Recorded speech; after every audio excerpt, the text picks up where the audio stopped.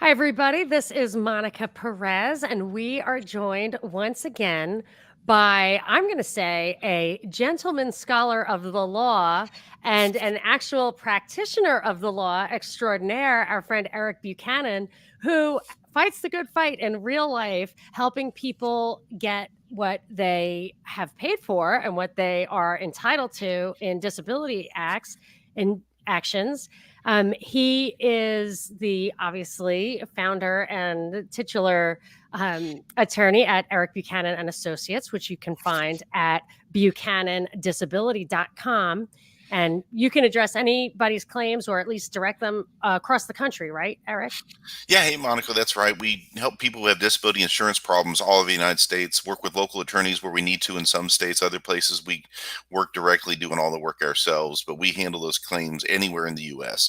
And it's primarily disability insurance. If an insurance company like Hartford or Aetna or MetLife denies somebody's claim or is giving them a hard time, they should call us or reach out at buchanandisability.com. I had a friend who told me I was in law school, and she said the people who hate lawyers are just the ones who don't have a good one. So I personally feel like the lawyers who are taking action against injustice, especially during lockdown and bad policies and unconstitutional policies and illegal work policies, are really have been the hope of some people, the only hope, and continue to be our only hope. So I'm a big fan of lawyers who fight the good fight. And obviously, you're a person whose integrity I have experienced and trust. So I'm very happy to direct people to buchanandisability.com.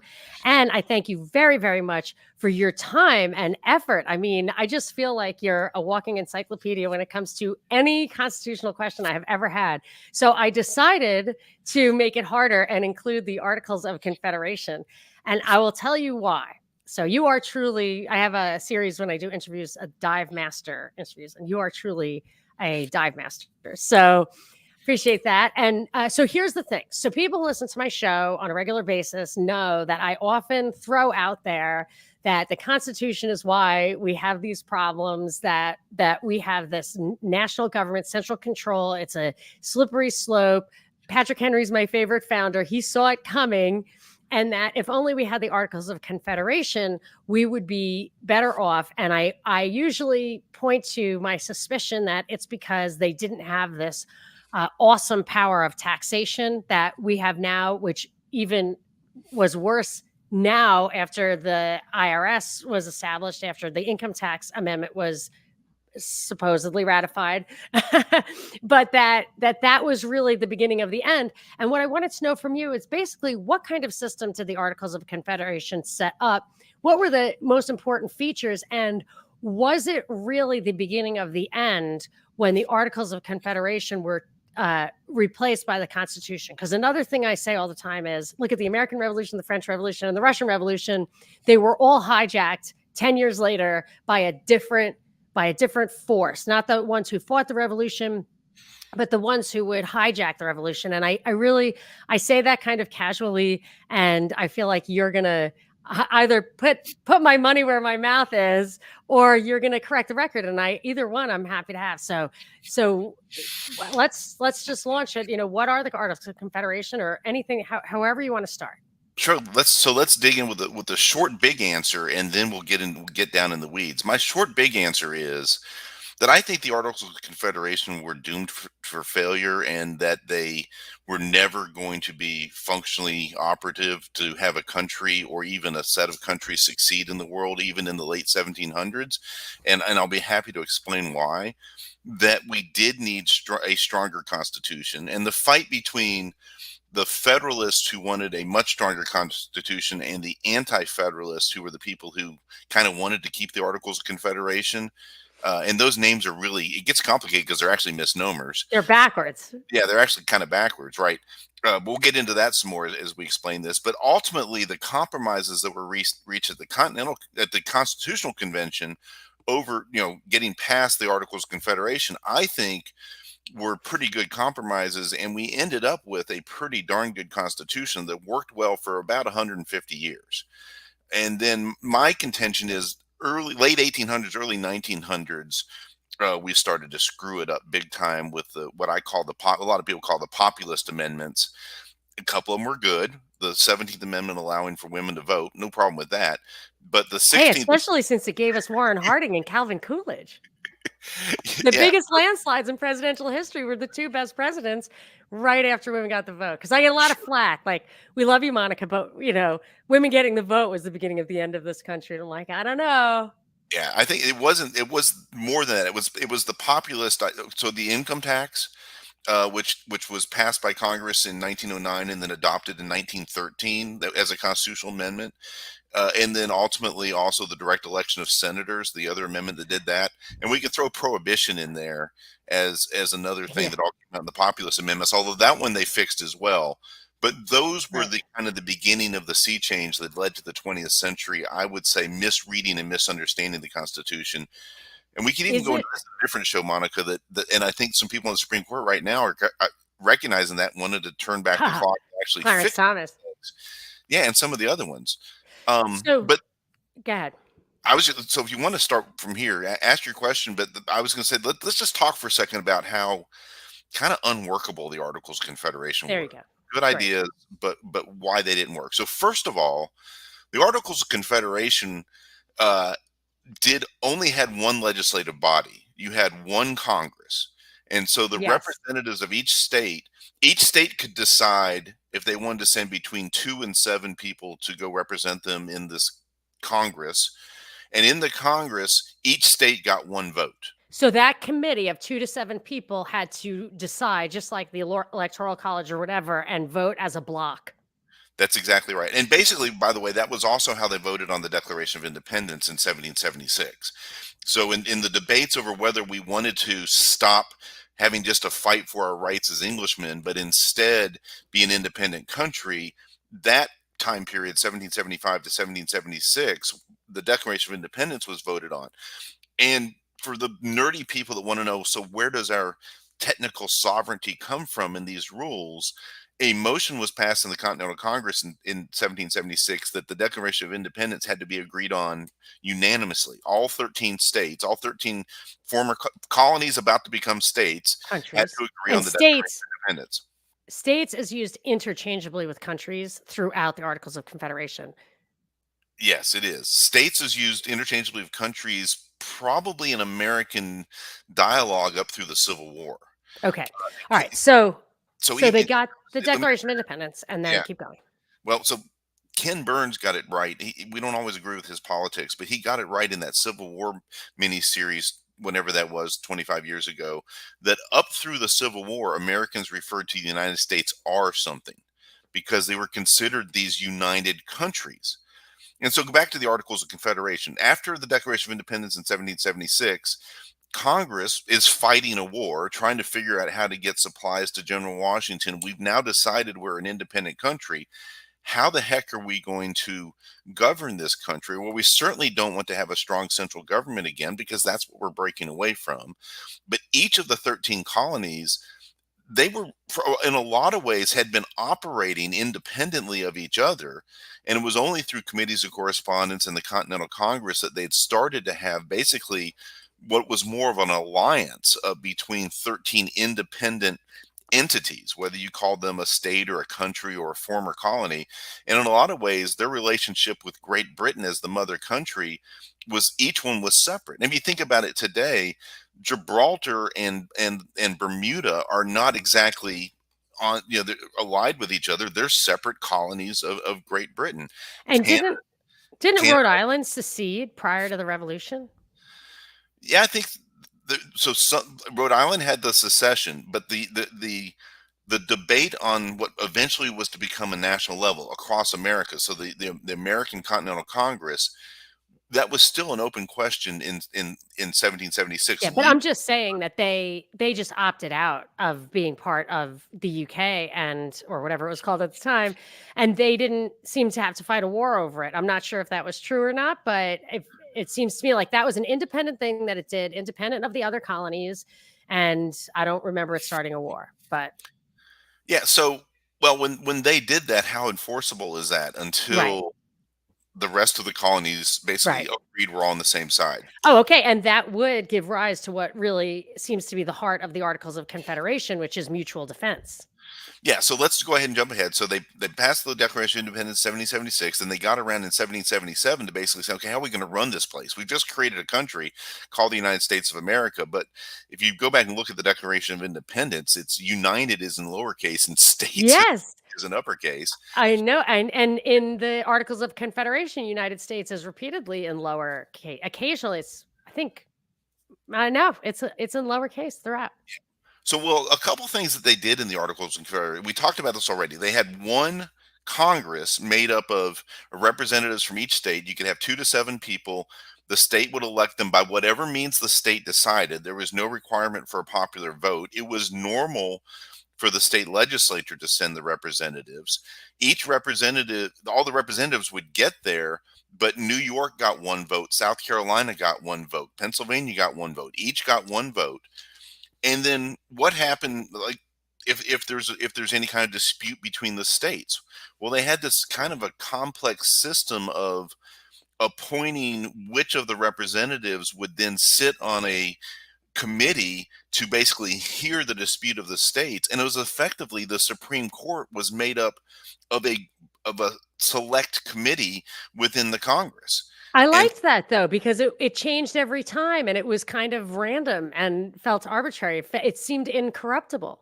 right, but their jurisdiction was kind of limited. Their jurisdiction was limited to disputes between the states. What other So, disputes could there be? well, what if Congress passed a law prohibiting free speech? Who's gonna decide whether that Oh, law? did Congress have that power? Because looking in the Articles of Confederation, it said, I thought that it said that it only had the power to do it didn't have any power except for what was expressly in there, and it seemed kind of limited. It seemed That limited to that like is war true. stuff. Yeah, and so what you are now making is the anti-federalist argument Yeah. later on of why we did or did not need a Bill of Rights. So the argument that was made at the time of the Articles of Confederation is the states retain all their sovereign power. They are the ultimate authority on almost everything except those things that are expressly delegated to this national. They called it, actually at the time of the Articles of Confederation, a central government. They didn't use the words federal government yet. They were calling it a central government and the central power. That was the common way of referring to it. And so the central power only had those things laid out in the Constitution, but or in the Articles of Confederation. The same thing happened in the Constitution. The Anti-Federalists said we don't need a Bill of Rights because if we don't give the federal government that Congress the power in the first place, they can't go there. Yeah, but And the Federalists said, we'll do a Bill of Rights to make it clear. And it's the darn thing I submit. of It's a darn course, thing yeah. that they did because at some point they're going to grow out of power. Hold on. Yeah. Okay, so the Bill of Rights, I totally agree, was necessary in the Constitution, and I'm familiar with that argument. But I would say in the Articles of Confederation, it wasn't necessary because, and actually the Anti Federalist argument that if you put the Bill of Rights in, it implies that the government has more power than we are allowing it to have. I think that is clear in the Articles of Confederation because there are no mechanisms for anything. The president just presides over Congress, and Congress was basically 13 votes. It was really a Senate and a limited one with term limits and all of that, and a very really seemed very well defined authority over just enforcing free trade and having a common defense, kind of more like the EU. Then I just see no mechanism by which they could have these expansive laws. But you have to tell me if in those 10 years, if you know, did they actually do expansive laws that were a problem? It didn't even really have any mechanism for collecting the taxes, except for, I guess, which would pay for the wars. I guess the mechanism would be ostracism or exile or whatever, like if it's not worth paying for. And I kind of like that too. If it's not worth paying for, then you can just be excluded. What difference does it make? It's almost like a treaty. Whereas with the Constitution, it sets up like very clear two bicameral legislature, and it's got an executive, it's got a Supreme Court, it's clearly got a lot of power. It doesn't have an enforcement mechanism. I consider that to be totally unconstitutional. Thing that came out of the Civil War, the Department of Justice and the FBI and stuff, like totally changed everything when they had, and we want to talk about the things that changed everything after the Civil War, and that's one of them, in my opinion. But I feel like the Bill of Rights, yes, is appropriate for the Constitution because it was a really pregnant with the tyranny, whereas the Articles of Confederation were not. Yeah, those are good points. maybe let's take a step back and finish breaking down what's actually Yeah, in the Articles go of for it. Confederation, and then I think I can address your point about why I would have had concerns about it lasting any longer. Because so Yep. within the Articles of Confederation, each state sends X number of delegates, 2 to 7, to this Congress. The Congress would have if there was a dispute between the states, they effectively set up a commission that is made up of members of Congress. There's this very arcane system where they elect a certain number of people. Both states each take turns knocking people off. They get it down to, I want to say it was 9 people It's like left. a jury. Right, and then they select out of a hat down to the I last love five, it. and then those 5 people make the decision in the dispute between the states, and their decision is final. There is no appeal. So that's that's one thing that was set up in the Article of Confederation that was kind of interesting. Going to your point about the mechanism of taxation, the Congress did have the power to say this is what the states need to pay us. So they had the authority to say this is what we want, and it was limited not by the number of people in each state, but Yes.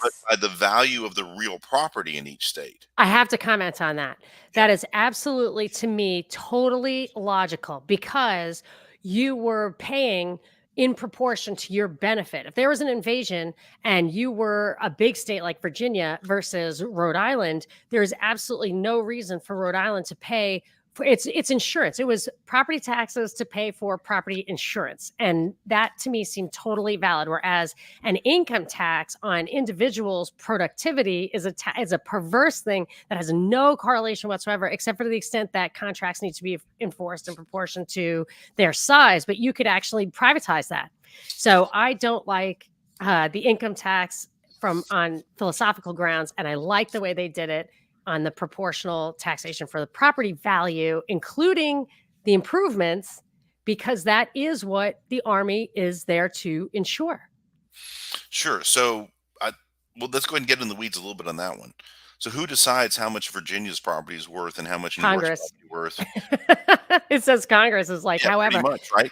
So Rhode Island gets the same vote that Vermont does, and Vermont gets the same vote that South Carolina does, and South Carolina gets the same vote that Maine does. Not Maine, but Massachusetts. Maine was still part of Massachusetts at the time. New Hampshire got a vote, and they all get together and they vote that New York has twice as much real property as anybody else except for Virginia, so they owe the most well, taxes. didn't it feel like it had to be consistent? A method? Like you couldn't just gang up and have a different method for one state? Did Well, it the not work that point way? is who's ultimate. So if New York turns in their report to say, "Oh, our property is worthless right now. There's not much cash available in New York, and it's 1 cent an acre," while the Virginia rich farmland that's 10 cents an acre, and Oh, so yeah, I see. 10 times as much as we do.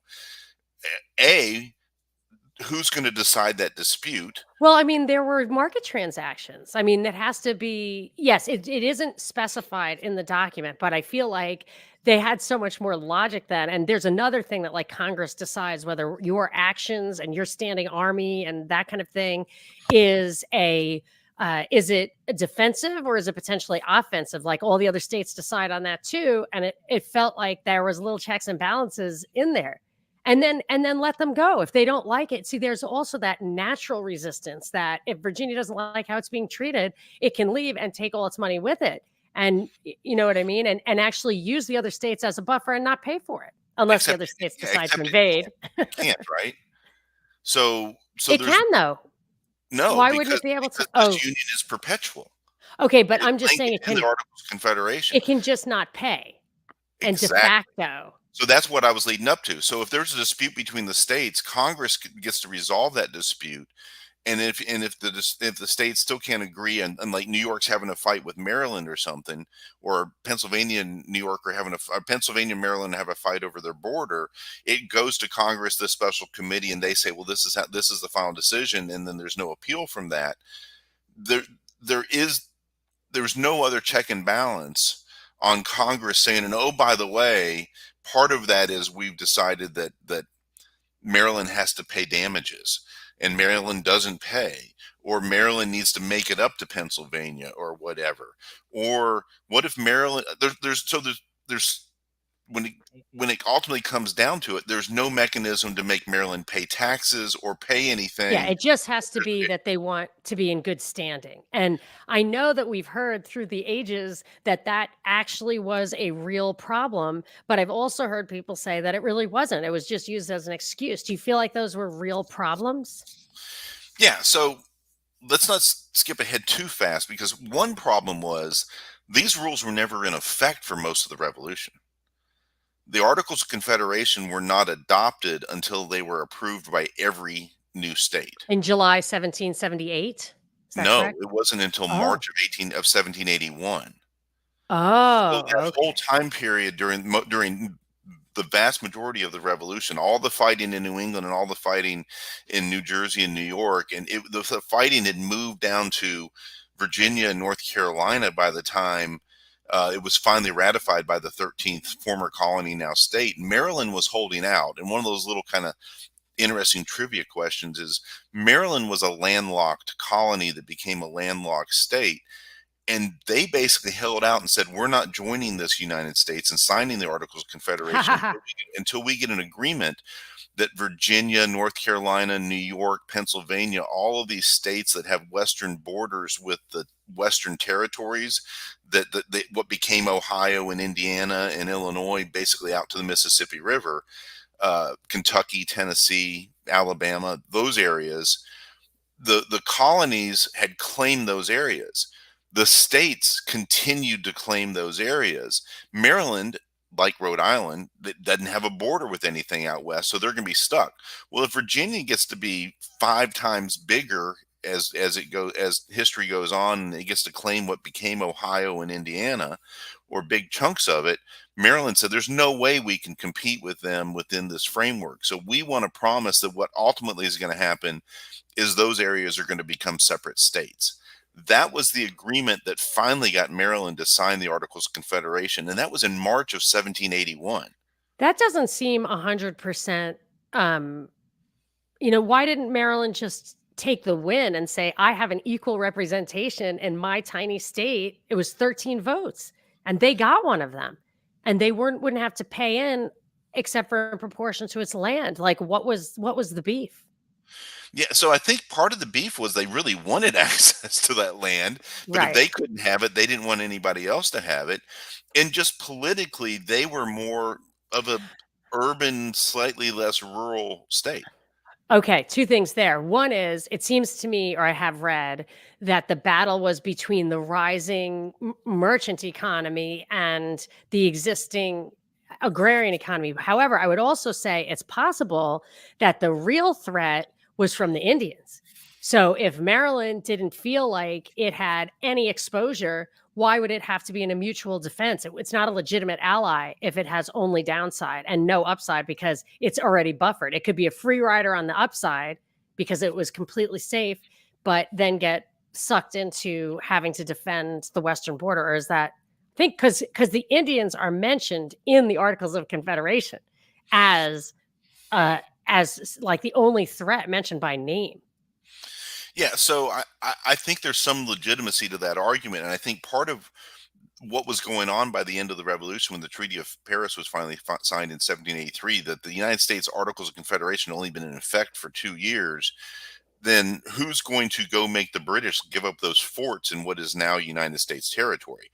Who's going to get them to stop trying to tell the Indians to come attack us? Excuse me. And without any kind of a strong central government, that was going to be a problem. If you want to skip on ahead to the what I think the straw that broke the camel's back was, and a lot of historians agree, was Shays' Rebellion. And Shays' Rebellion goes back to what you were just talking about. It was the agrarian economy versus the merchant and the urban middle classes. And so what happened was, in Massachusetts, well, set it up a little bit earlier. During the Revolutionary War, the the United States government, acting as if the Articles of Confederation were in effect before 1781, basically what they agreed to do was, we're going to treat these as if they are in effect and operate under them, but they weren't officially in effect until Maryland signed them in March of 1781. One of the promises Congress made in order to get soldiers to fight in the Continental Army and to volunteer in the Revolution was, if you fight for your new country, you'll get a half pension half pay for the rest of your life. When the war ended, that kind of just fizzled out, and they never followed up on that. At the same time, the federal government, the central government under the Articles of Confederation was trying to pay their bills and pay for this army and pay for money they had borrowed from France and from Spain. And where do they get that money from? And there's some historical math that their total amount that they had borrowed was a couple $1 million, which was real money back then, Yeah. and that they had other expenditures of another couple $1 million over, say, a 3-year period. And during that same period, what the states actually contributed to them was less than $2 million. So they spent 7 or 8 million, borrowed a couple million more, and they only got 2 or 3 million in income during that time period because the states weren't paying them. So they issued continental dollars, the first greenbacks, and they were worth so little that it used to be an expression that X is so worthless it's not worth a continental. Oh, yes, I've heard that. Well, I wonder, as you know, my libertarian side says that the best thing that ever happens to a country is if it defaults on its debt and can no longer borrow. And then they would have to require a war chest. So if you want to be part of the union, you have to pay in advance. I mean, it is possible this thing could have been resolved in a different way, like Russia in the 90s, the 1990s, went belly up on its debt. And I attribute, or the last time I looked at their current debt level, we have 130% of GDP is our national debt. And the last time I looked at Russia, which was a while ago, it was low, like 13%. And I attribute it to that. And I feel like if you don't always, it's like, I feel like Ronald Reagan bailed out the closing the gold window. He was like, well, we've had nothing but hyperinflation since then. And then Volcker's like, well, just raise rates. And it saved a bad system. And I worry if that saving, the debt culture, granted they had to do it in the revolution, and maybe if it came down to that, it would have gotten the states to pony up and continue to participate. So my argument, what I caught wind of is that it's possible that that crisis was deliberately not resolved by the people who wanted a constitution. So I'm with you that the modern use of massive debt by countries is a real problem. I Yes. really have concern over that. But I disagree with you that the best thing for a country is to default on their debt, and the worst thing is to not do that. The worst thing is to lose a war and let somebody else conquer Yeah. you, Yeah. right? I didn't mean to, I will be, I think what I was saying is a little bit stylized, and yes, I understand it's not good to default on your debt in many ways, and it is a nice thing to have. It offers flexibility, kind of a flywheel or whatever. I get all that. Yes, I'm just making an extreme example of where we are now and how the traitors in our country who have done this to us use that mechanism of debt that we would have been better off if we didn't have it in the first place, just because they cannot be trusted. And that's true for a lot of countries. So yes, I agree with you. You're right. It's very level headed. Yeah. So I mean, separate. I think let's hold off on that separate conversation about the Okay. modern day. Yes, Uh, definitely. yeah, Yes. the federal government shouldn't be borrowing so much money. You and I are on the same page there. Yes, Have a long conversation definitely. about that. But going back to the 1770s and 1780s, as the American Revolution was winding down, remember that the war was fought early on, mostly in New England. Lexington and Concord, and the Battle of Bunker Hill, and then as the British eventually abandoned Boston, and then they moved farther south, and there were battles around New York and Long Island, and then eventually it was in New Jersey, and the British Army kicked uh, the Congress out of Philadelphia, and then there was the Winter Valley Forge, and there was more battles in the mid-Atlantic states, and then eventually it ended up in the South. Well, by the time the Articles of Confederation were officially approved by Maryland, there hadn't been any fighting or British presence in New England for 4 or 5 years. So, Battle of Saratoga in New York was in 1777. Then after that, everything kind of moved from New York south. And so the idea that, well, why should I have to pay much more money? We're trying to rebuild from what happened before. We're trying to rebuild Boston. We're not, Massachusetts doesn't need to put a bunch of money into this new system. And what can if Congress doesn't have any power to enforce its, because it didn't even have the power to tax, it basically is asking for voluntary payments from the states. And if you ever are going to build a country that's going to be able to defend itself, you need to have reliable soldiers. And if you've Yes. promised these soldiers you're going to pay them and that you're going to give them a pension, and then you can't pay that because all you have is borrowed money, and these continental dollars that are worth nothing. So let's go back to what happened in Shays Rebellion. Yeah. Essentially, the farming class in central and western Massachusetts was living a, sust- a the type of farming, let me put it this way, where you're not generating a whole lot of cash. You are growing your food to eat. You are Yes. trading your labor with your neighbors. You're trading, I'll trade you a Yeah. pig for 10 bushels of wheat. I'll trade you a pig if you let me use Mostly subsistence. your that kind of stuff. Right. But meanwhile, what was going on in Boston by 1783, 84? They were starting to the trade rate was starting to pick up. They'd go kill a few whales and have all this whale oil to sell, or they would go have a ship that had gone to China would come back with silk, and they could trade this kind of stuff, and they were starting to make some more money. And so they were loaning money to farmers so that farmers in western and central Massachusetts could buy what they need to get started, or buy to get through, and then farmers hopefully would pay off during good times when they Yes. had a good crop. But what if you had a bad crop? And that was starting to happen. There were a few bad years. They're not having great generating a lot of cash. So two things happened kind of at the same time.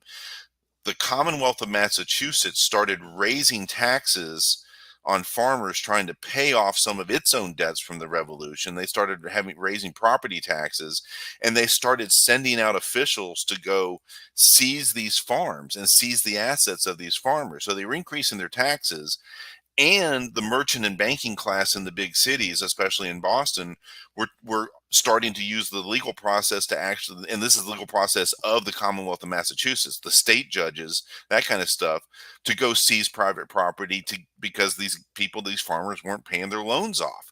And the farmers, who some of them were Revolutionary War veterans, would have been able to pay off their debts if they'd gotten the pensions they were promised. That's outrageous. And you think that that's really how it happened? How That's they definitely the actually narrative. did they get paid? They got paid in continental dollars. Oh, Merchants in Boston said, "We're not taking that toilet paper.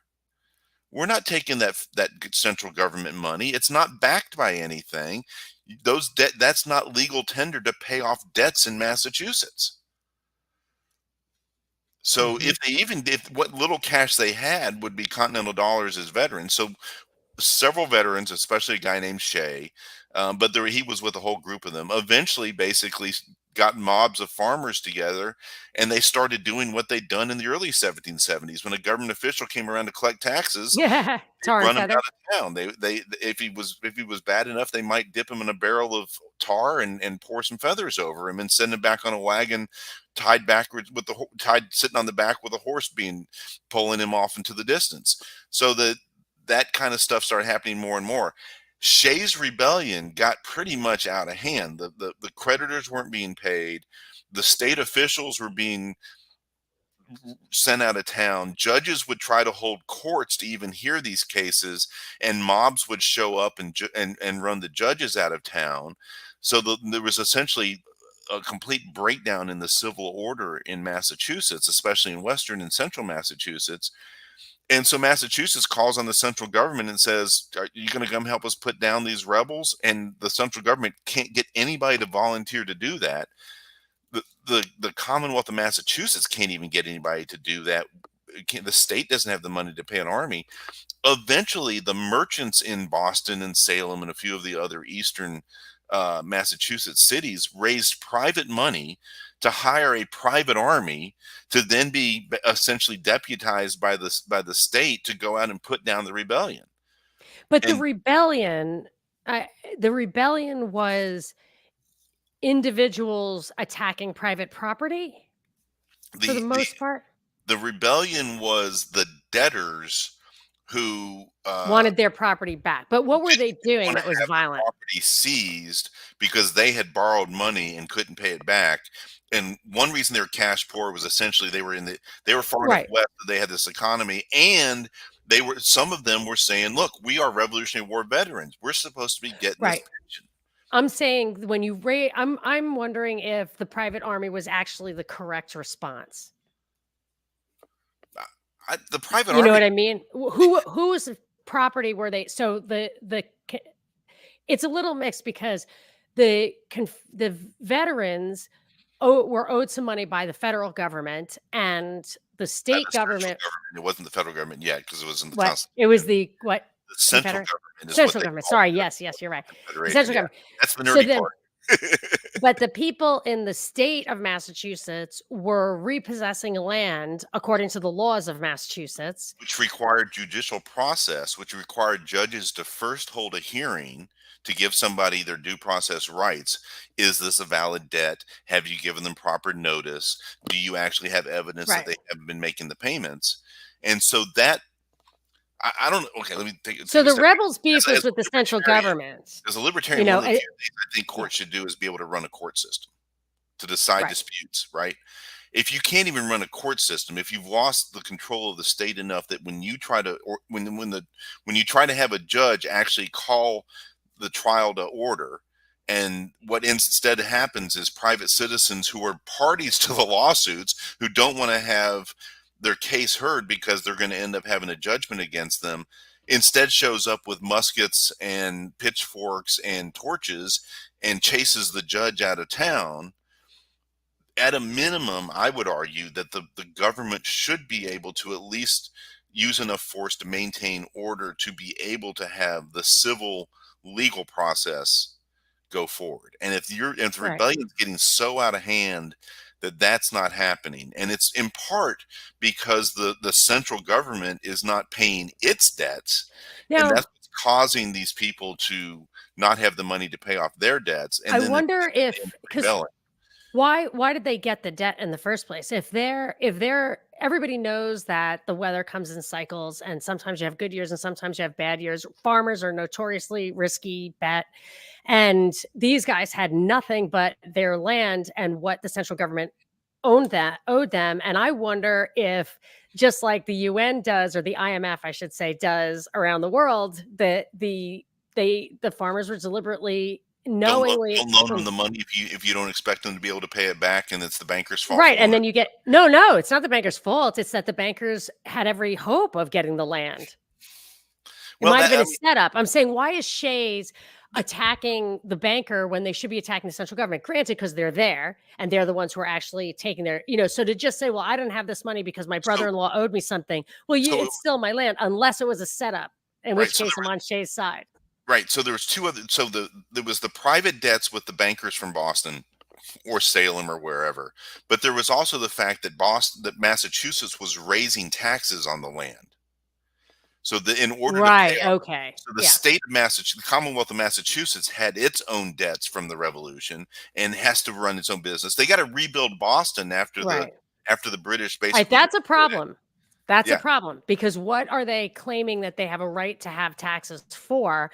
Well, it looks to me like the prime majority of, or whatever, the taxes should, by rights, and this was under the Articles of Confederation, correct? Where they actually established a property tax for this purpose. And Massachusetts was collecting the property tax, but were they contributing it to the central government that would have paid these debts, Right. or So were they remember not? that each state had their own private debts. The governor of Massachusetts and the legislator of Massachusetts would Right, borrow money directly from Spain or from rich bankers, from John Hancock, right, whoever it was, and use that to fund the Massachusetts troops that were sent to go fight in the Revolution, right, or to build defenses, or they did a little bit of a navy, or to whatever, or to rebuild Boston after the British had basically destroyed it, or Charlestown when it was burned down, that kind of stuff. So the states had their own debts, plus they were being asked by the central government to chime in and right, pay some extra money in order to pay that kind of stuff, and especially to have real hard money like actual coins. They wanted to increase these taxes on basically everybody, and the merchants sort of could pay the taxes, but at the same time, like, well, we'd pay you better if we could get these debts paid off yeah. that we loan these money to the farmers. I just And the last thing I'll it, ask is about the magnitude of it. Like, was the money that the veterans was owed, was that a huge amount of money? I mean, it seems like it might have been worth converting the the continental dollars to real money. Well, so that's part of the problem. Who's going to do that? Well, the Massachusetts would do it as, I mean, that happens every once in a while. You're just like, look, I'm just going to make this whole because there's a problem here. I'm just going to make it whole. Right.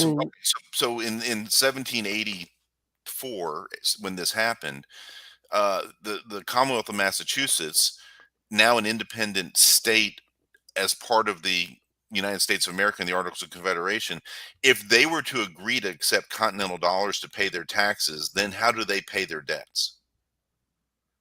How do they pay yeah, the that's what I'm saying. What's the bank magnitude name? of the problem? Like, I'm trying to validate or invalidate Shay's position. If the magnitude of the money that they were owed is really significant, that the money that the Continentals kind of robbed them of was really significant, it couldn't be resolved. That's one thing. But if it's not super significant, then I would say I would be suspicious that this was really the cause rather than an excuse. So Yeah. I'm So just thinking about the So magnitude. I think that's a very interesting historical question. I think the answer is both sides are not, as our friend Clint Powell will say, two things can be true at the same time. That the people who rebelled on Shay's side had legitimate grievances. Right. Legitimate grievance number one was we're veterans and we were Yes. promised a pension, and either the central government either didn't pay the pension a lot, or when they did, they paid it in Yes. continental dollars, which were worthless pieces of paper. Right. So they had that legitimate grievance. But that legitimate grievance doesn't necessarily mean that it's the bankers or the merchants in the cities in Boston that loaned them actual specie money, real money, Yes. that it's not their fault that the central government's only paying them in worthless paper, and it's not their fault that these farmers are not making enough money to pay off their debts. But it They was foreseeable. it reasonably foreseeable, but that's why you have the judicial process, that when you borrow money, you also pledge your land Yeah. and your personal property against Okay. it. All right. I got it. But So, if we're farmers in Western Massachusetts, so we're hoping we're going to make decent money. But the backup is, no, by the way, I'm also supposed to get this pension from from the central government that ends up not being paid, or ends up, part of the problem is nobody knows how quickly the continental dollar is just going to continue to be worth less and less. okay. So Kind of like what Massachusetts happened to the German mark before World War II. It just so becomes Massachusetts reaches out to the central government. Massachusetts asked for help from the central government to come put down this rebellion, and basically got told, we don't have the troops, we don't have the money, we can't get anybody to come help do this. And by the way, you owe us money to help pay for the debt because Right. you haven't been paying in. And the other states are like, well, we're all recovering too, so we're not paying our debt. So at the end of the day, the central government, here's the ultimate short answer. Under the Articles of Confederation, the central government was so weak that the Shays Rebellion happened. States were starting to make internal treaties with each other, like South and North Carolina would agree to trade with each other, but not accept trade from Virginia, or whatever those things were. That kind of happened. It wasn't supposed to, it was specifically Right. prohibited by the Articles of Confederation. They did it anyway. Okay. So it Um, wasn't working. Okay. it Now was, that yeah, convinces me. You've got me yeah. there. So That those sounds kind of right. things were happening.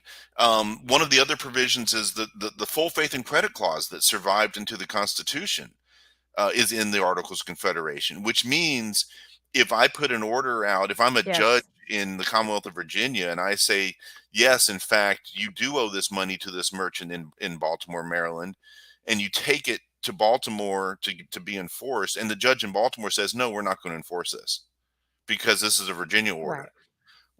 that that's the kind of stuff that also was leading to the Articles of Confederation not working, because there was nobody stopping the states from, there's no one to enforce the full faith and credit clause.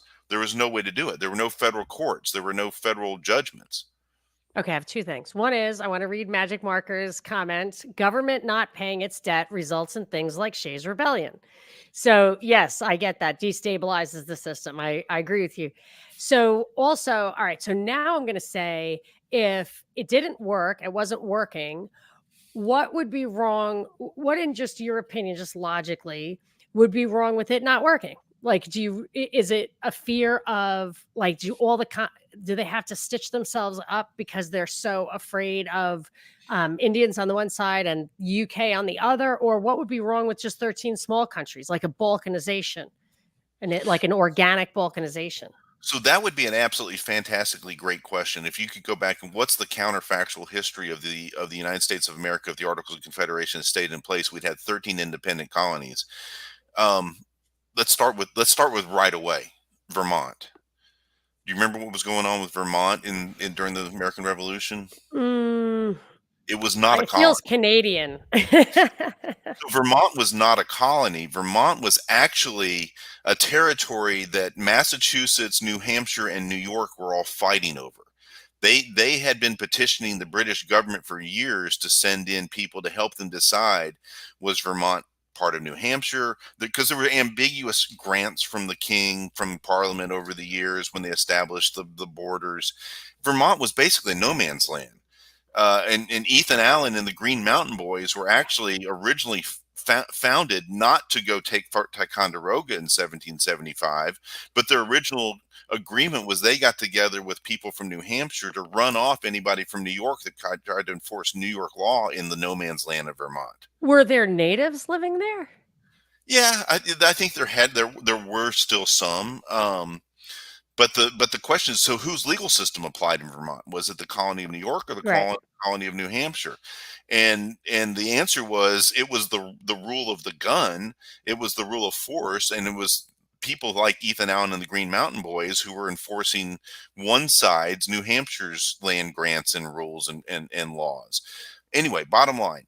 So under the Articles of Confederation, deciding what to do with that land would have required that whole fancy, picking so many people, then alternately kicking people off the list, then Right. drawing names from a hat and to have a committee, and they would do the final say. That might have eventually been a way to resolve what happened in Vermont. Instead, once we had the Constitution, we had a process for admitting new states. It was a very clear process, and we admitted Vermont as the 14th state. Right.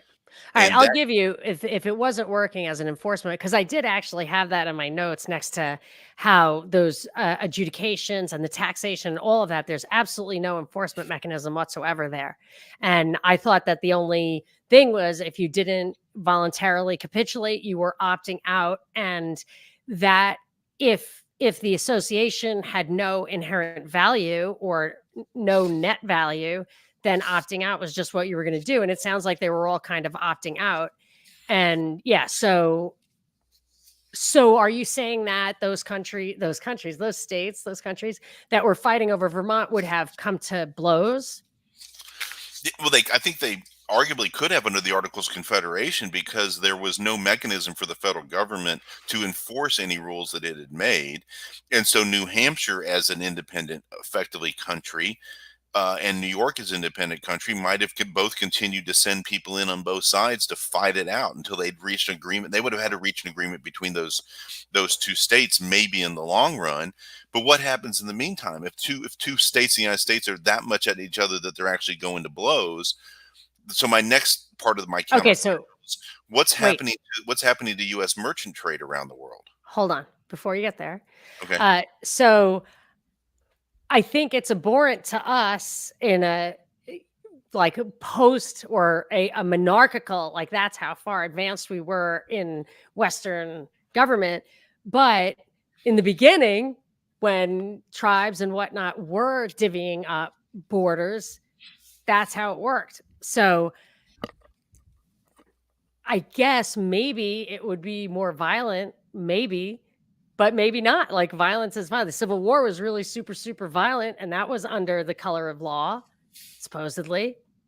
So I just feel like a lot of times we assume that like democracy and law and order, but it may be this is how it always happened before, and we were just seeing it. It was like anachronistic, but it wasn't necessarily inferior to like having a real system. But okay, so I just wanted to make that philosophical point. But what about the merchant marines? No, so if you owned a ship in Boston and it was going to pick up spices in the Eastern Mediterranean, you ran by the Barbary pirates. And the Barbary pirates, this is just one small example. Right. And the Barbary pirates would come out and take your ship. Who's going to protect you? Well, it used to be the British Navy would have protected the American colonial forces, but the British Navy is certainly not going to protect these upstart Americans. And in fact, what the British would sometimes what they started doing fairly quickly after the Revolution was they would stop American flag ships, come aboard, and go, "All right, we're looking for British deserters, and we're allowed to seize your ship and your deserters off of these ships." And if somebody was born in Boston, they might still have an accent that kind of sounded maybe a little bit British, maybe. But if they'd immigrated to Boston in 1767 and now 15 years later in the 1780s, who's to say that they weren't in fact British? And the British basically had a very loose system of getting people into the Navy, and it usually Right. consisted of popping them over the head and they'd wake up on a British ship. That's Right. literally And where the term Shanghai comes from. And this is two things that I think we still see today. One is like in Russia, I know someone who was adopted as a baby out of Russia, and he cannot go back to Russia because he did not serve. And they don't, I don't know how he got out as a little baby, but you have to serve sometimes. And that is how I understand they did that in the British Navy, is that they would drag, it was all like all conscription at a certain point. And then I would also say that we underestimate the importance of controlling the seas. Like even right now, when I look to what's happening between us and China, I can't help but begin to conclude that the U.S. Navy is the most, it's more than any other single entity in the world, it could be the most responsible for ensuring free trade. And that people don't realize that. I could be completely wrong. I'm just gleaning this when I'm reading all these Rand Corporation documents and looking at what's happening. And I just feel like the Navy drives that stuff, and they're really just keeping the sea lanes clear. And that maybe the reason we want everything produced here is because the Navy's like, we're not going to be able to do it anymore, or China's going to have to do it, or we're going to compete with China to do it. So I feel like that it's a question I don't have an answer to about how do you secure the seas? How do you secure trade? I guess you could do it Knights Templar style and just always go with, escorts. My father's on a destroyer escort in the war in World War II in the Pacific. So I'm familiar with how these little things work, these little clusters, but you might be up against a Navy or a so bunch of there's pirates. several points there. Let me chime in a couple. So I don't know if you know what I did before I went to law school. I was in the Navy for 5 years. I was a P3 Oh, pilot. So and my bias yes, is yes. I knew you were a pilot. yeah, I'm a pretty big fan of the U.S. Navy. And historically, if anybody listening wants to kind of read about this period in history when we were trying to figure all this out, there's a great history book called Six Frigates. It's about Thomas Jefferson and how we first built the real Navy, the Constitution, the President, the United States, those original six frigates, and what we had to do. And that never would have been possible, I would submit, under the Articles of Confederation. We never would have gotten the money, the resources together to actually build a decent Navy that began. And why did we want it? Because it would allow us to defend our merchants overseas. When Americans are trading, the pirates can't just take them, and we have nobody. The British and the French navies aren't going to stop somebody from raiding an American ship. Right. So it's collective defense as we get out. And the British would have raided American ships. That's ultimately what led up to the War of 1812 in large part, was the British treated us like we were just a weak country with no real ability to fight back. And we ended up fighting the War of 1812 over that. Let me throw one other little by the way out there, that I would submit that one reason why you and I could have another long conversation about, if you look around the world, what countries historically have the most individual freedom, and it's typically countries that started out from the British system, that it's more likely to have the rule of law and individual freedom. And one reason traditionally that I think that is true is Great Britain was the one power in world history that was built around a navy, which went out and protected sea lanes and protected trade, and not name another major power that was built around a navy and not an army. Well, I would pull that even bigger and say, if you look at world politics today, you see that it's like that Mackinder doctrine, whatever. You see the Eurasian continent is the world island. And that's, if you read Guns, Germs, and Steel, you can see that's where all the communication of seeds and everything, and the robustness of immunity, all of that come from the world island. However, if you look at the Five Eyes or the echelon countries, the English speaking countries, these are all the island nations, as I think of them, the UK. And I think of kind of like, the United States and South Africa and Australia as like kind of island outposts that encircled World Island on behalf of the British government, and demonstrate that coalition, which is only connected by navies and surrounds the World Island, is how come the British Empire is still, I don't know if you agree with this is too far down the rabbit hole, is still, the ultimate power in the West. It isn't true on its face. You have to go back and look at Cecil Rhodes and the things that he said in the Round Table and everything. Maybe it's not true, but it seems true to me. And Yeah, I would attribute that to the power of the Navy over the power of the Army.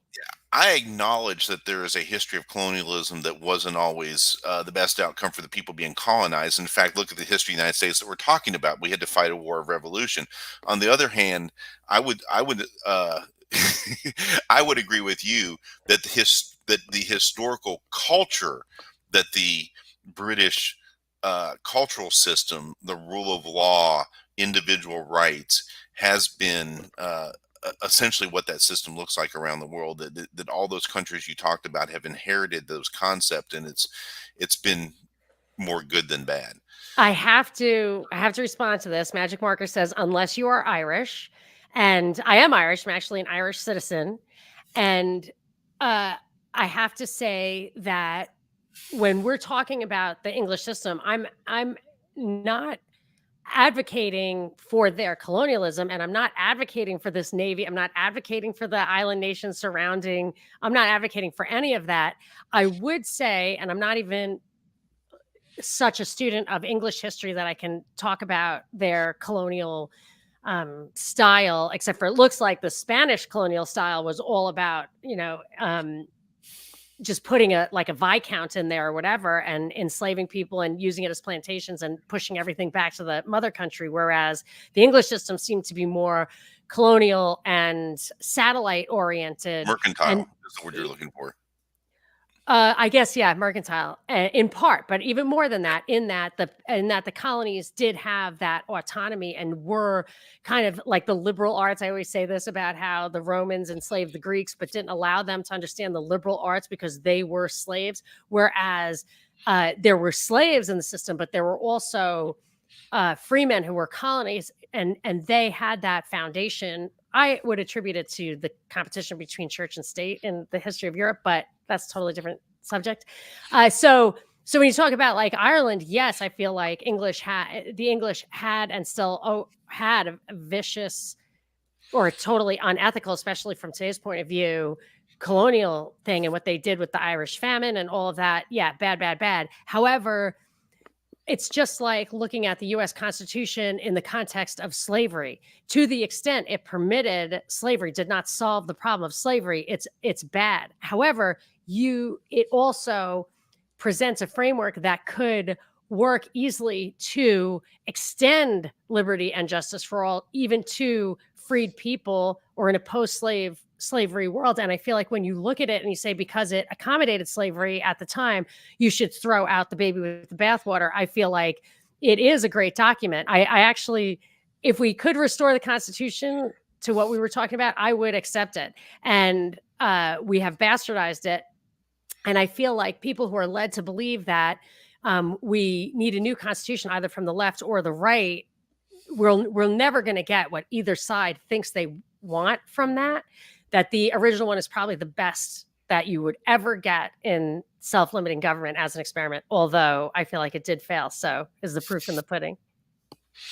So one more counterfactual, and then I think we can go back to see whatever else you want to. Yep. What would have happened in 1803 when Napoleon offered to sell Louisiana to a country that couldn't raise any money? Where would we have gotten the $5 million from if we couldn't pay off, if we were $8 million in debt and the states weren't willing to cough up anything? So if you look at all these different things that would have had that the Articles of Confederation made the central government so weak, would we have lost that opportunity? The largest peaceful transfer of territory, I think, in the history of mankind was and certainly the one with the most resources, was the opportunity to buy Louisiana and make it part of the United States. anyway, we can go through all these different things that would have happened. That's early in American history. God forbid that America hadn't been the arsenal of democracy in 1940. Those kind of things. Well, but World War One, we created 1940 by getting involved in World War One. Yeah, maybe we did.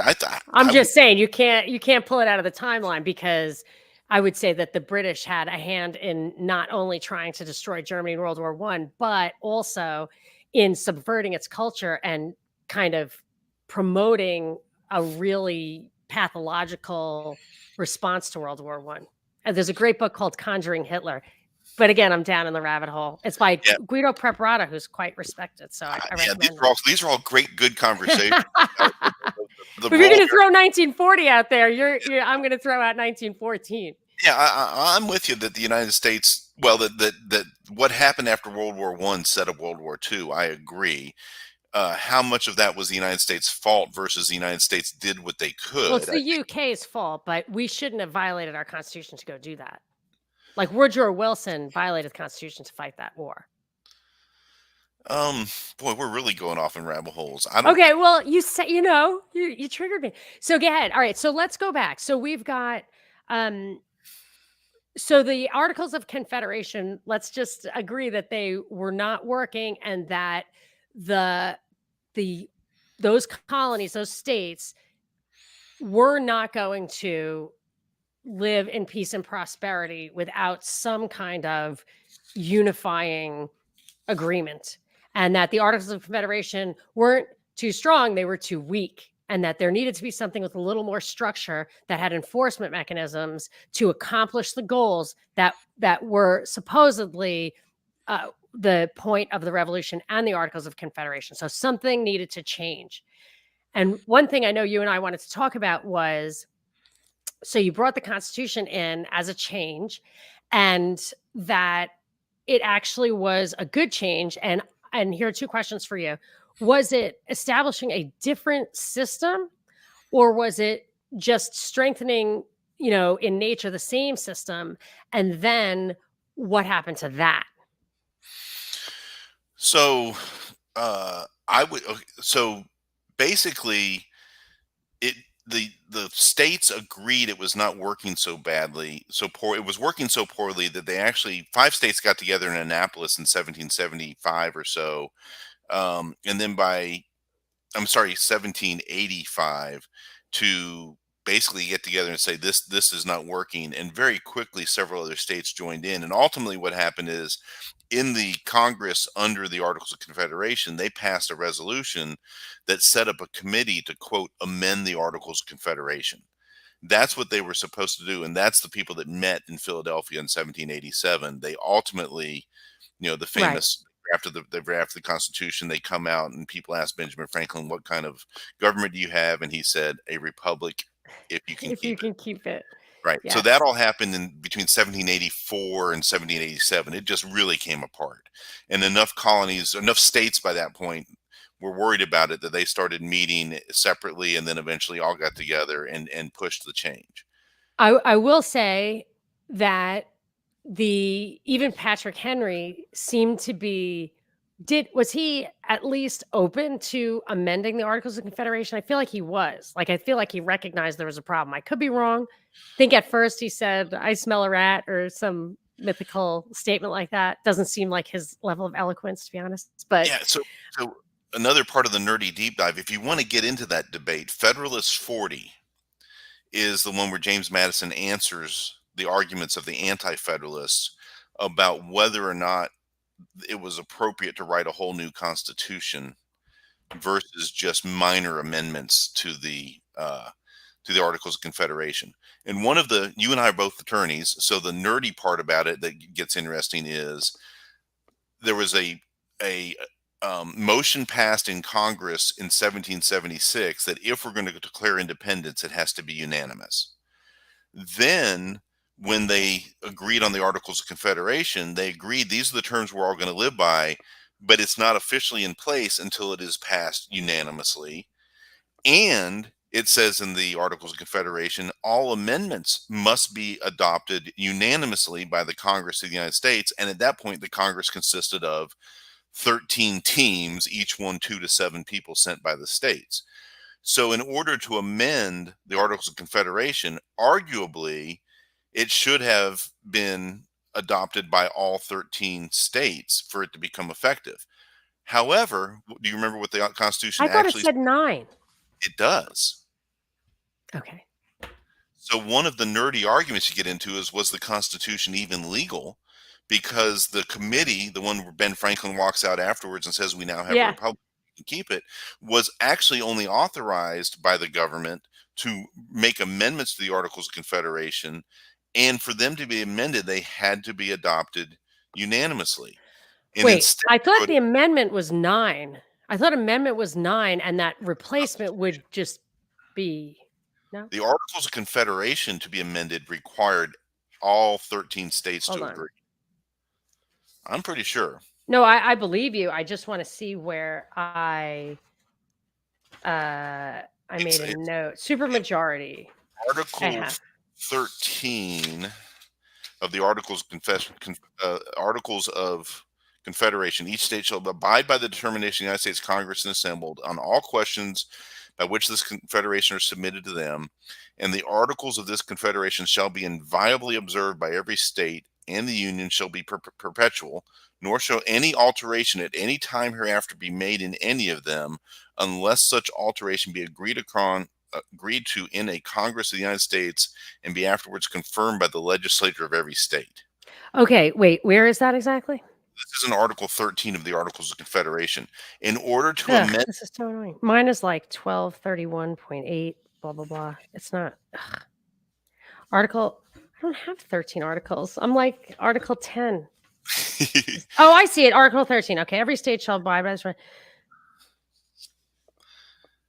so it has to pass Congress and then be approved by every state legislature to amend the Articles of Confederation at all. Yeah, I actually have the note. Unanimous vote needed to alter this in any way. Yes, Yeah. You're right. The 9 was about the war, I think. Yeah. So in order to kind of cut to the chase for anybody who's listening to this, the argument on one hand that James Madison put out in Federalist 40 is the famous Hillary Clinton argument. Well, what does it matter anymore?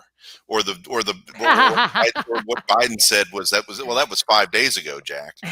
So essentially, he argues it's too late. The Articles of Confederation were so bad, and that the public will really needed a new constitution. And so don't bother me with the niceties of the fact that it had to be unanimous to be changed. We made it adopted by 9, and you guys just need to get over it because that's a practical thing to do. The technical legal argument that you and I would probably be more satisfied with is that there was probably a perfectly good defense until eventually all 13 colonies at the time adopted the Constitution. And once they did. And they did. Yeah, so eventually they did. And so it's kind of moot at that point, I would argue. Well, what that is, then it's not being adopted as an extension of the Articles of Confederation. What it's doing is dissolving the Articles of Confederation and unanimously agreeing to a different form of government. Correct. Arguably, in order to get out of the Articles of Confederation, it had to be unanimous. And so the 9 states approving the Constitution was probably, from the kind of technical, if you follow the chain of authority kind of thing, probably unconstitutional or unauthorized. But it's a moot point because eventually all 13 states adopted the Constitution. And so they essentially waived that argument, is how I would argue that if I was ever in the Supreme Court trying to argue the Constitution is valid. And when we talked about the 14th Amendment, I kind of feel the same way. It's like, it doesn't look to me like those Reformation amendments were ratified correctly. But if you took a vote now, clearly, accepting it, we've accepted it. Like, everybody's accepted it. If any state had a real objection to it, they really would have had to have raised it by now because there's just too much reliance on it. So that's also like a concept of law. Like, eventually, the statute of limitations for objecting to something that you have accepted as the legally binding is gone. You've waived your argument. The equitable term is latches. You've sat on your rights for too long. Sat on your latches. Okay. Yeah. Uh, I got you. Okay, Yeah. yes, that's right. We did talk about that last time. All right, so the Constitution. Let's say the Constitution is a legitimate document, and Assuming for the sake of argument, it's legitimate. assuming for the sake of argument, we accept it. Okay, so now we're at the point where I say, even with the Constitution, I don't consent to be governed, but I would consent. I will compromise my philosophical agorism or philosophical anarchism because I feel like the Constitution is manageable. And if you were ever going to have a self-limiting government, it was most likely to be formed with the best chance of success in this period of time by these people. It's like the Age of Enlightenment. The rebels were actually, scholarly gentlemen who were experienced and learned and had their values in the right place. If the narrative is to be believed, we could go down that rabbit hole too. I absolutely am disgusted by the way many people, past, present, and future, look at indigenous people or unborn people or enslaved people and make the argument that they don't have the same rights, that whatever. So I don't consider that the United States or America was virgin territory, but for their purposes, it was. So you didn't have to negotiate with prior lien holders, like you were saying. Like even by then, there were already title disputes about the territories. So it was basically a clean slate as far as this type of foundation could be read. So you had the most auspicious circumstances, and they came up, I think, with a good document, especially after they added the Bill of Rights, which I would not have wanted on the Articles of Confederation, but I do want on the Constitution, and I like it. And I would ask if you agree with that, and if we agree on how it went wrong, and if it going wrong was inevitable, because of seat of power will always be, absorbed and corrupted. But so, did you like it when it started out? When did it go wrong, and was that inevitable? So I think, yes, I think the Constitution's not absolutely perfect. There are issues, obviously, with slavery, with the Native Americans. It's a difficult thing. I think people like you and I recognize to not engage in presentism, applying our current day's values to what they were trying to do. We have to remember what the world was like in the 1770s and 1780s, where serfs in Russia was normal, and And there was a and big problem, though, also with the slave thing, because as repugnant as it is to any, I think even at the time they knew, if you read contemporary stuff, that's why, like I always liken it to the abortion argument. You go back and read the contemporary stuff, they're like, you got to be kidding, you don't think they're human beings? They're fucking human beings. Like, you're just saying that because you want the land. But the way they thought, it was property, and for the government to come in and say, like, you paid for these people, and you would have to compensate them. Like, I think I'm certain they recognized the problem with it. They didn't like it. And if you look at the foundation of the Confederacy, they actually say in that, one of the main speeches was, the difference between the Confederacy and the United States is, when they founded the United States, they wanted to move away from slavery. They didn't know how to resolve the problem. We embrace it. Like, we are not coming at it from that point of view. So they understood the problem, and they were, I believe, I actually would say that they formulated a framework that should be able to survive resolving that transition. yeah, I agree. You brought up a couple things. Let me ask you this. Let me bring up this question and see what you think. So I think we both agree that slavery was horrible, and that people both in the 1700s and 1800s probably knew better. But there were some cultural things. It was the history of the world. Economics. It's hard to fix those things all at once. And yes, we eventually did, and I'm glad that America eventually did that. If the Articles of Confederation were the ones that were the set of rules that would have better worked for people who are not interested in central authority, do you know anything about the Confederate Constitution? Was it based on the Articles of Confederation? No, it's very much based on the U.S. Constitution. Yes, yes, right, They right. started with the U.S. That's Constitution. right. They Yeah. made some, they a couple, like, leave aside slavery, which let's agree it's horrible, and just have the academic nerdy topic for a second. They changed things like that the members of the cabinet have the privilege of the floor during congressional debates. They added Right. that. So the only thing they did was say we embrace Right. slavery. The Slavery is the foundational. president serves one 6-year term and can't run for reelection. They can't serve 2 terms in a row. Yeah. Those are the kind of minor Yeah. Yeah. changes that the Confederacy did when they thought that, with So even rejecting the Union entirely, they still didn't go back to the Articles prefer of the Constitution. Very Confederation. good. Right. Okay. Very good. So, Thank you. and I think that Good would point. also be it goes to the fact that the system was working pretty well other than the slavery problem, which caused the Civil War, but that the Constitution protected individual rights otherwise and eventually gave the opportunity. And I think the Civil War ended with the 13th, 14th, and 15th Amendments essentially being the peace treaty of the war, that the South had to agree to those constitutional amendments in order to get back in.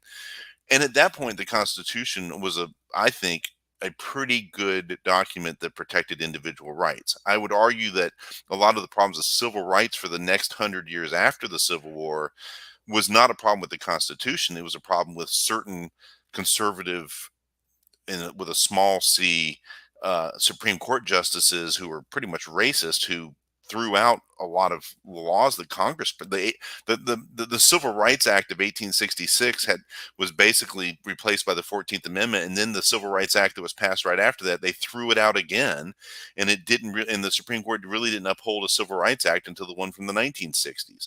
But what Plus, about Eisenhower's? that sort of got upheld, and that was like with Brown versus Board of Education and those kind of cases. But the Civil Rights Act of 1965 was the one that the Supreme Court eventually really upheld. But there was basically a very similar Civil Rights Act passed in the 1870s that was totally rejected by Right. the old Supreme Court, saying the 14th Amendment didn't give the federal government that kind of power. I think they were wrong, and I think the Supreme Court really screwed that up. But that also led to, I think, a lot of the trouble we had in the 20th century that made it so that we could continue to have racism and give all this power to the central government. That privileges and immunities clause was actually clearer in the Articles of Confederation than it ended up being in the Constitution. Remember, Yeah, we and had a big long conversation about that. It's crystal clear in the Articles of Confederation. The privileges and immunities of all the states go to all the people, which I think, I could be wrong, of all the free people, except for vagabonds. And yeah, it does say free persons, and it says not vagabonds and something else. Yeah, but that goes, I think, supports your position last time, which I accept, that it is meant to like give those rights and liberties to every single person, regardless of what the state law is. But I could be wrong. no, I think we already covered that. we We'll covered go that on back. the previous one, we're talking Yes. about the 14th Amendment. That Yes. one of the many ways the United States Supreme Court screwed up was in the late 1800s, essentially throwing out the privilege and immunity clause. That's an oversimplification, in the slaughterhouse cases. Right. That is right. So I direct people to our last conversation, which was from about a month or 6 weeks ago, and I'll put it in the show notes. Yeah. So we've gotten down in the weeds a whole lot. What? Okay, no, so let's just wrap this up and say, or bring it home and say, so what I was hoping out of this conversation was that I could not casually throw out, well, if we didn't still have the Articles of Confederation, everything would be fine. I needed to be corrected, and you did the work for me, so thank you. And I'm not saying, Can I throw out one more challenge on that? yes, but first I have to say, like, I wrap didn't. up. Nobody told me I needed to be corrected. I just like to be corrected, and when I know somebody who's smart, I can just pick his brain instead of reading like a 400-page book. So go ahead. All right. So the last point I'd like to make about that, and I think this is an important one, that under the Articles of Confederation, there was no mechanism to have a check on the states if they were the ones that started to invade your personal liberties. So if you live in North Carolina and North Carolina passes a law that says you are not allowed to advocate for women's rights, you're not allowed to advocate Oh, for but the right to that's vote. okay because it's a country. That's right. So my point is, I would submit one of the defenses for the Constitution is that it gave a national mechanism to guarantee minimum rights for all Americans. Okay, I'm down with that. Like, I like rights. However, I would say that what you're then doing is deciding on a national culture that you are going to enforce. And I'm a complete fan of liberty and rights and everything, but there are some countries where you could probably take a vote and get a unanimous vote that church and state should be combined. And you can't have a democracy. You know what I mean? Like, it starts getting really in the weeds if you're going to say that you're going to layer government in order to secure rights. I like rights. I'm an anarchist, but I'm just saying either you're going to have government or you're not. And the upper levels of government, I don't think, I mean, if you decide to, you decide to, but like, I don't have an inherent problem with a state not being policed by an overarching state, even if it's an egregious offense. Okay, so the way I Right? would Because are push, you going to invade another country for allowing abortion? okay, so the point I is mean, that that's a real question. Like, the should we states are not invade the right. Canada? First of all, the 13 states that formed the Articles of Confederation, that formed the United States, had already agreed to a perpetual union, Right. That's fine. right? Yes. Okay. But, Yes. but so I'll grant you that. Yes. what had already happened was, and about half of them allowed for chattel slavery, and half of them didn't, or very quickly the other half of them Yeah. didn't. Eventually, the national consensus was that they put in a constitutional amendment guaranteeing the right you couldn't have slavery anymore. A similar question would be: are we going to guarantee freedom of speech? And Okay, it, I like it. I like it. And I just want to say why I like it. I like it because what you're saying is we can't. So I'm looking at the Articles of Confederation the way I look at the EU. It's about trade and the right to work and travel, and about like a mutual defense, I guess would fall kind of like NATO's titular bullshit, but whatever. So if you're saying that in order for us to have a union that works, we need to share certain values or it's not going to work, that adds another layer and it makes it more complex, but I don't think that's inherently illegitimate. yeah, okay, so a couple of examples. There's a guarantee in the Constitution. The federal government guarantees to all states a republican form of government. So the federal government would have had In the constitutional. Constitution or in the article, not in the Articles of No, Confederation, it's in says it's nothing. not in the Yeah. it's not in the Articles of Confederation. Yes. It's one of the things I would argue as a constitutional libertarian that Yes.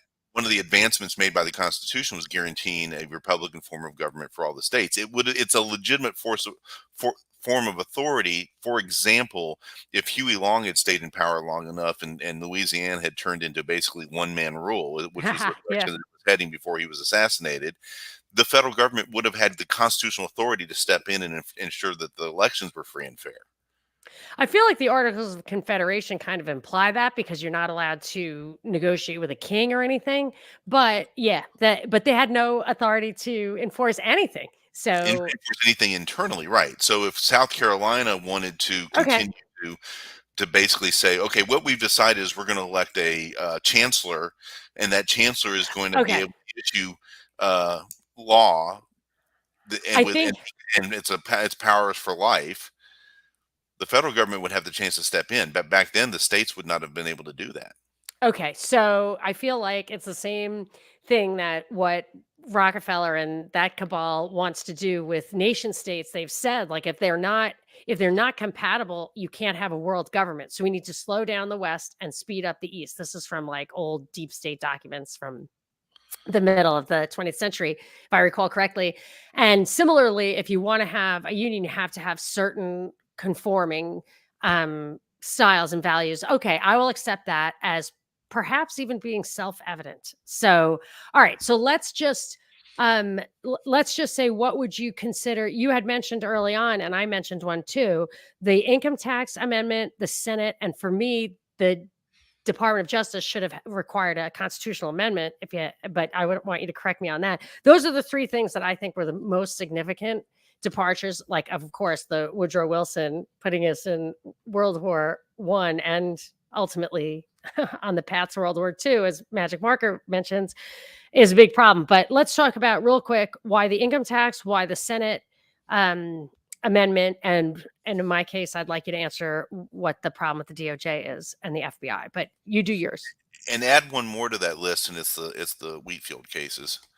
Okay, let's do it. Those I think are the big departures. So let me run through that You have very, very. 2 minutes for each one. 2 minutes. All right. So which one was first? Okay, let's do the income tax. All right. So the income tax was there was an income tax passed during the Civil War. It was eventually declared unconstitutional by the Supreme Court. Article 1 says that the power of the federal government, Article 1 of the Constitution, the power of the federal government to lay taxes has to be in accordance with the representation of each state. So the number of representatives you give based on your population is how much can be that state can be taxed.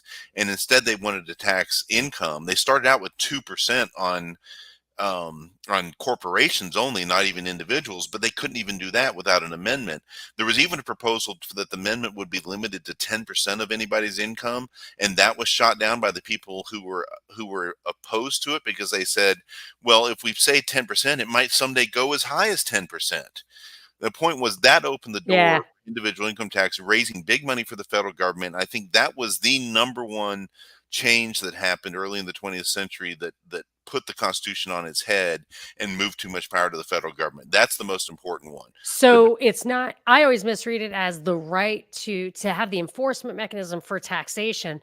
But you're saying that when it was apportioned to the states, similar to the way the Articles of Confederation was, that wasn't a deal breaker. But when it went to income tax, because of the huge capacity to generate cash directly to the federal government on the personal level, that was the beginning of the end in one of the beginning of Yes, the end. absolutely. That the distinction is that the Constitution allows the federal government to actually collect money directly from the states, and the states have to pay. There is that mechanism that the Congress has the authority to Right. raise that money and actually enforce it, but it has to be done proportionally so each state pays in accordance with the number of representatives that they get. That's what's in Article 1 of the Constitution. And that was what was overturned by the 16th Amendment, allowing for direct taxation of individuals and corporations. Okay, let's do the Senate. Is that 17? Yeah. So the 17th Amendment, no, 18th Amendment, right? 17th was, or 17th, Suffrage? yes, I which thought was women voting and Senate which was se seven Senate 17 was 17 and Senate, I thought. women voting are, is 19. I'll double check, but yeah, I think 17 is the Senate. Yeah, so the whichever one it is, it's one of the populist amendments, and the idea was that the states, in their interest to ensure that the cultural differences, that the freedom choices, that the business choices that those states made would be somewhat protected in this new Congress. And so remember that the Articles of Confederation was a unicameral legislature. It was one body that decided everything. And part of the division of authority, not only do we create three different branches of government, the executive, the legislative, and the judicial in the Constitution, but we split the legislative body in half and gave half of that to the people, the House of Representatives, and the other half to the states, the Senate. And each state would elect their senators in a manner to be determined by the state, which is what was in the Articles of Confederation originally to decide how to send their delegates. So the state legislature would effectively uh, choose how many senators would, who their senators were that would represent them. And the senators' motivation was to protect the state interest, to protect my Tennessee, not the United States generally or the people in the way that they're voting. So that was a big change in the federal government and the way it works, and it allowed effectively for more populist movement of the laws and the directions of the winds of change. All of a sudden, it's very popular that we want more government programs, and they're easier to pass. And there's nobody to slow that down and say, wait, that hurts our state. And so, changing the direct election of senators, I think, was the other big one. And those two opened the door for the giant administrative state for the 20th century. And actually, Alexis de Tocqueville did. I'm actually timing you. The Alexis de Tocqueville did identify that balance of having something that was straight from the states in the Senate and popular in the Congress as being a nice counterpoise, and instead it became the Senate going popular was like a force multiplier for demagoguery or whatever. But what are the Wheatfield cases? All right. So when Franklin Delano Roosevelt became president, continuing the tradition from Woodrow Wilson of let's have the experts solve all these problems, so we need big government agencies. It's truly what it means when you talk about progressivism. The whole idea of progressivism is that society would be better if we would take politics out of it and just let the experts run stuff. And of course, the entire naivete about that is you're going to put people in these big agencies who are going to be political animals, because most human beings are, and so they're not going to make purely expert choices on what's the best way to do this. Plus, how are we going to agree on what the best direction we want an expert to be? Is it going to be more helpful for the farmers or for the bankers? Is it going to be more helpful for the merchants, or is it going to be more helpful for the really rich big businesses? That those kind of choices. When you put the experts in charge, you've taken the people and the states out of it. And so what happened was the Supreme Court looked at the Constitution in the 1930s and basically said, uh, that Article 1, Section 8, those powers delegated to Congress, don't allow for these big agencies to run all the pieces of our lives. And specifically, what Congress relied on under FDR was the power to regulate interstate commerce. The Wheatfield cases, they put in place this agency during the Depression that micro managed farm production. One of the things that it basically said is you couldn't grow more than the approved acreage of wheat, and you had to sell it for a certain price, and it was like extremely micromanaged.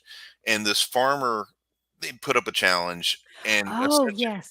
what he argued was, I've grown my 9 acres of wheat that I'm allowed, I have another 4 acres, but that's just for me and my family and my own cows. Right.